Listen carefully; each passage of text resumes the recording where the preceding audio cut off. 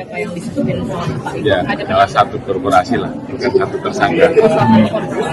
Ada penambahan jumlah? Kemungkinan akan bertambah karena tadi kami mendapatkan laporan anggota terus melakukan pendalaman dan sekarang juga turun lagi ke beberapa wilayah, jadi kemungkinan akan bisa bertambah. Berarti jadi berapa Pak? Nanti saya pada waktunya. Tapi yang lain sedang berprogres untuk naik juga. Karena tentunya untuk melaksanakan naik penyidikan kan kita juga harus hati-hati jangan sampai keliru. Kemudian pada saat nanti sudah kita naikkan proses semuanya bisa kita tuntaskan. Yang sebelumnya kan yang di penyidikan itu ada satu tersangka ya Pak yang disebutin sama Pak itu? Ya, salah satu korporasi lah, bukan satu tersangka. Ada penambahan jumlah? Kemungkinan akan bertambah karena tadi kami mendapatkan laporan anggota terus melakukan pendalaman dan sekarang juga turun lagi ke beberapa wilayah, jadi kemungkinan akan bisa bertambah. Berarti jadi berapa Pak? Nanti saya pada waktunya supaya lebih jelas. Kalau yang di penyidikan berarti udah memeriksa berapa saksi Pak? Totalnya saya nggak hafal ya, tapi yang jelas tahapan pemeriksaan saksi sudah, tahapan pemeriksaan dengan menggunakan bukti-bukti yang mengarah ke forensik juga sudah kita lakukan dan ini kita bisa sama dengan. Sekali lagi saya minta kita waspada ke depan karena justru di saat ini ada kecenderungan segelintir masyarakat, terutama mungkin yang punya motivasi politik, atau bahkan saya terus saja melihat ada mungkin pihak-pihak kekuatan-kekuatan luar yang dari dulu selalu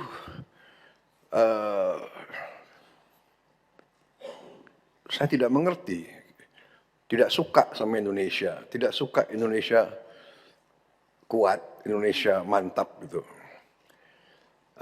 Dalam rangka ini di tengah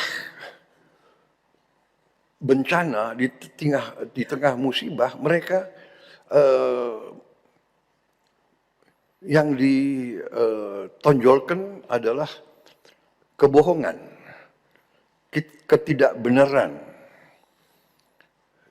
Dikatakan pemerintah tidak hadir, puluhan ribu dalam saat-saat yang pertama sudah dikerahkan ke situ. Kita lihat buktinya. Saya lihat sekarang ini mungkin ada pihak yang khawatir karena rakyat baru sekarang lihat pemerintah Indonesia ini ternyata kuat. TNI kuat, Polri kuat, BNPB kuat, Basarnas kuat. Mampu kita kerahkan puluhan helikopter dalam waktu singkat. Belasan pesawat terbang. Ada tempat-tempat yang tiap hari BBM diantar dengan pesawat terbang. Dengan Hercules. Ini hanya bisa oleh negara yang kuat. Ada desa-desa yang tiap hari, yang sekarang masih belum tembus, saya kira nanti mungkin ada laporan dari BNPB, tiap hari didatangi oleh helikopter.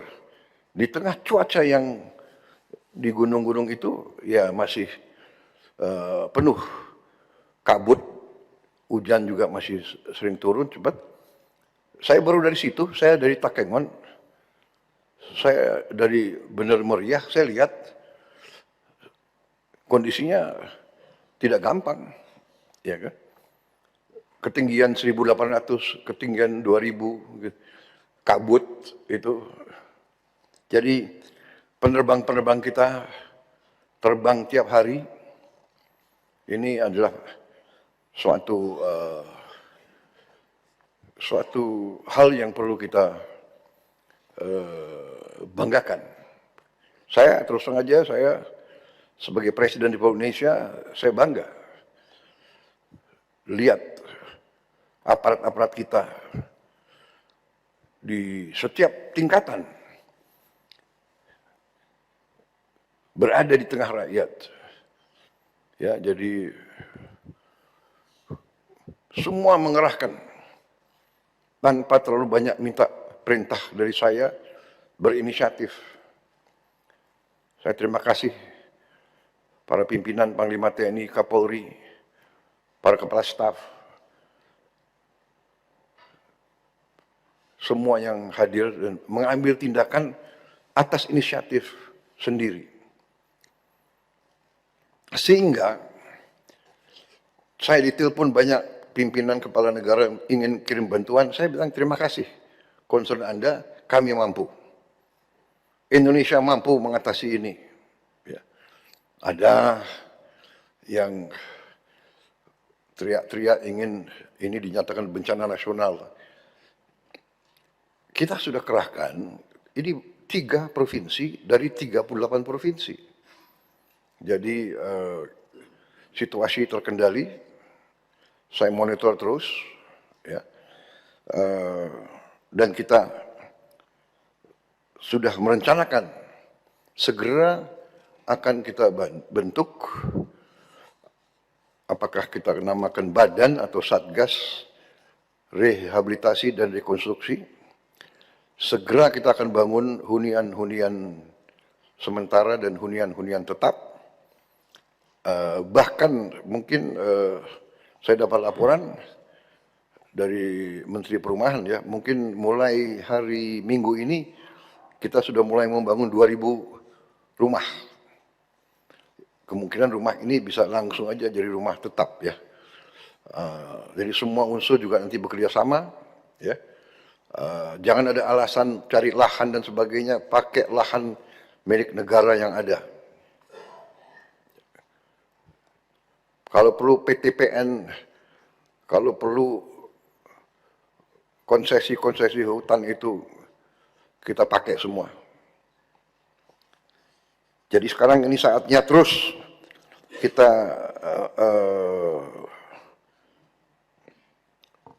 bekerja sangat keras. Anggaran APBN sudah kita siapkan, dan saya katakan bahwa anggaran ini kita siapkan karena memang uangnya ada. Dan uangnya ada karena justru pemerintah kita yang saya pimpin, di awal pemerintah kita menghemat ratusan triliun. Yang saya diserang, saya dimaki-maki bahwa efisiensi ini salah. Baru ada di dunia ini ada demonstrasi menentang efisiensi. Padahal efisiensi itu ada di pasal 33 Undang-Undang Dasar 45. Saudara-saudara, ayat 4. Ya. Justru karena kita laksanakan efisiensi, kita kurangi semua kemungkinan korupsi, kebocoran, kita punya uang sekarang. Di akhir minggu-minggu terakhir bulan tahun ini, kita punya uang. Itu coba. Perekonomian nasional diselenggarakan berdasar atas azas demokrasi ekonomi dengan prinsip kebersamaan, efisiensi, berkeadilan. Tapi ada yang menggerakkan, menentang efisiensi. Dengan efisiensi, kita punya kemampuan, kita punya kekuatan sekarang. Jadi saudara-saudara, kita sudah siap, terima kasih. Kita sudah siapkan, kemudian semua gubernur yang berdampak, langsung saya perintahkan mengirim dana operasional taktis 20 miliar, semua bupati wali kota di 52 kabupaten kota yang terdampak, langsung saya kirim 4 miliar rupiah, dan ini sudah langsung dan sudah diterima di luar anggaran pemulihan. 3 hari setelah instruksi saya, uang sudah sampai di semua kabupaten. Mendagri, apa benar begitu? Betul? Ya. Sudah sampai semua. Ini sangat penting. Karena bupati-bupati bisa mengambil tindakan segera. Kita sudah mengerahkan lebih dari 50.000 TNI dan Polri. 50.000. Itu setingkat 50 batalion sudah dikerahkan di daerah berdampak. Kalau dibilang negara tidak hadir, ya kita waspada saja. Ya. Unsur-unsur yang memang ya punya agenda-agenda lain. Kita sudah kerahkan sekarang lebih dari 60 helikopter dan belasan pesawat yang terbang tiap hari. Medan ke lokasi-lokasi, Halim ke provinsi-provinsi tersebut. Saya sudah perintahkan Menteri Perumahan dan Kawasan Pemukiman bersama Menteri PU, pembangunan hunian segera dilakukan dan 2.000 rumah segera akan mulai dibangun. 1.000 alat berat sudah dikirim, antara lain truk, ekskavator, tangki air bersih dan minum. Kemarin kita juga tambahkan lagi alat berat, truk air minum, persediaan air bersih, serta toilet portable. 50 jembatan beli sedang kita kerjakan. 7 tadi sudah jadi. Akses jalan darat sebagian besar telah pulih. Memang ada wilayah-wilayah tertentu yang masih terisolasi. Ini masalah alam dan fisika. Saya telah minta maaf, saya tidak punya tongkat Nabi Musa. Kita tidak bisa selesaikan dalam 3 hari, 4 hari, 5 hari. Mungkin 2-3 bulan aktivitas akan benar-benar normal. Tapi syukur alhamdulillah sebagian sudah masalah listrik, sebagian besar sudah menyala. Masih ada beberapa yang harus kita percepat. Masih ada beberapa yang berbahaya. Karena kabel-kabel kalau liwat air yang masih banjir itu berbahaya. Ini bisa mengakibatkan korban nyawa kalau tidak hati-hati. Jadi PLN bekerja dengan sangat menghadapi kondisi yang sangat menantang. Dan mereka sudah di situ sudah belasan hari.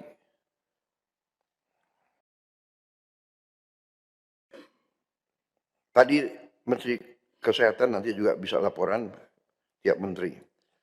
Saudara-saudara, sementara itu sekarang saya persilakan para menteri untuk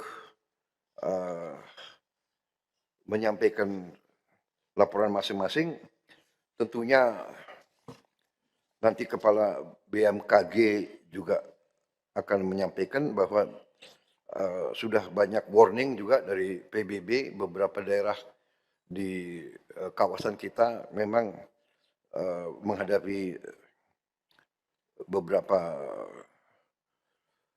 kondisi perubahan cuaca